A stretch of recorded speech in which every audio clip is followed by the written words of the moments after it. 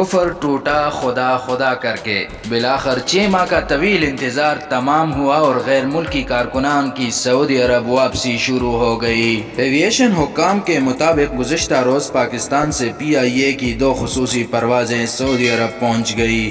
Pakistan international air line کی پہلی خصوصی پرواز PK 9727 شام 8 بجے اسلام آباد سے 250 مسافروں کو لے کر الریاض کے لیے روانہ ہوئی، جبکہ پاکستان انٹرنیشنل ایئر لائن کی دوسری خصوصی پرواز PK 9243 نے بھی 250 مسافروں کو لے کر لاہور سے دمام کے لیے رات 10 بجے اڑان بھری۔ یاد رہے کہ سعودی حکام نے بین الاقوامی پروازوں کو 15 ستمبر سے مملکت میں داخلے کی اجازت دے رکھی ہے، جس کے تحت ویلڈ خروج عہدہ رکھنے والے غیر ملکی کارکنان سعودی عرب واپس آ سکتے ہیں۔ ادھر سعودی ایئر لائن نے مسافروں کی واپسی پروازوں کی دستیابی سے مشروط کی ہے۔